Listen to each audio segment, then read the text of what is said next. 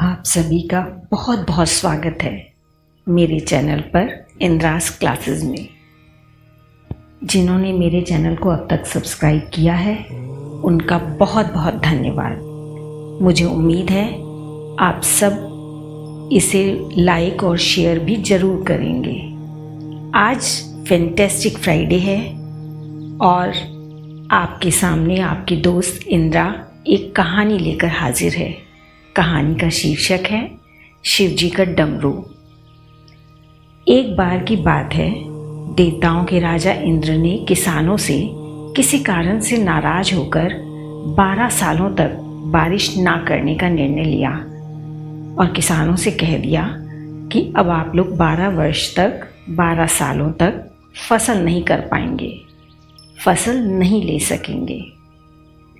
सारे किसानों ने चिंता में आकर एक साथ इंद्रदेव से बारिश वर्षा करवाने की प्रार्थना की।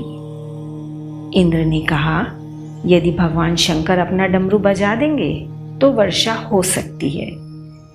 इंद्र ने किसानों को ये उपाय तो बताया, लेकिन साथ में गुप्त वार्ता कर भगवान शिव से ये आग्रह भी कर दिया कि आप किसानों से सहमत ना होना।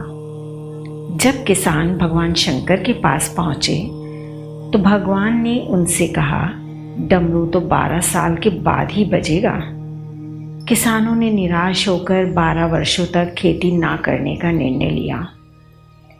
उन्हीं में से एक किसान था जिसने खेत में अपना काम करना नहीं छोड़ा। वो नियम से खेत जोतता, निराई करता, गुड़ाई करता, बीज बोने का काम कर रहा था और ये माजरा देख करके गांव के किसान उसका मजाक उड़ाने लगे। कुछ सालों बाद गांव वाले उस परिश्रमी किसान से पूछने लगे, जब तुमको पता है कि 12 वर्षों तक वर्षा नहीं होगी तो तुम अपना समय और ऊर्जा क्यों नष्ट कर रहे हो? उस किसान ने उत्तर दिया, मैं भी जानता हूँ कि 12 सालों तक फसल नहीं आने वाली, लेकिन मैं ये काम अपने अभ्यास के लिए कर रहा हूँ, क्योंकि 12 साल कुछ ना करके मैं खेती किसानी का काम भूल जाऊंगा। मेरे शरीर को मेहनत करने की आदत छूट जाएगी। इसलिए मैं ये काम नियम से कर रहा हूँ, ताकि जब 12 साल के बाद वर्षा होगी तब मुझे अपना काम करने में कोई मुश्किल ना आए। ये तार्किक चर्चा माता पार्वती भी बड़े कौतूहल के साथ सुन रही थी। बात सुनने के बाद माता पार्वती जी ने भगवान शिव से बोला, प्रभु आप भी तो 12 वर्षों तक डमरू बजाना भूल सकते हैं।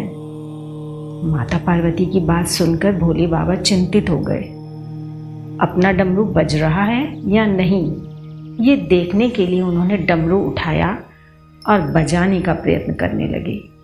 जैसे ही डमरू बजा, बारिश शुरू हो गई और जो किसान अपने खेत में नियम से काम कर रहा था उसके खेत में भरपूर फसल आई। बाकी के किसान पश्चाताप के अलावा कुछ ना कर सके। इसी तरह 2 सप्ताह, 2 माह, 2 वर्षों के बाद कभी भी लॉकडाउन खत्म हो सकता है। सामान्य जनजीवन फिर से जरूर शुरू होगा। केवल नकारात्मक बातों पर आप सभी अपना ध्यान लगाने की बजाय अपने अपने कार्यों में, अपने अपने व्यवसाय में, जैसे बच्चे पढ़ना, पेंटिंग करना, चित्रकला, अपने संगीत को निखारना, अपनी कुशलताओं की धार पैनी करने का, अपनी अभिरुचि का अभ्यास करते रहने का यही एक अच्छा समय है। याद रखिएगा, डमरू कभी भी बज सकता है। हर हर महादेव। फिर से मिलते हैं अगले शुक्रवार फैंटेस्टिक फ्राइडे में। धन्यवाद।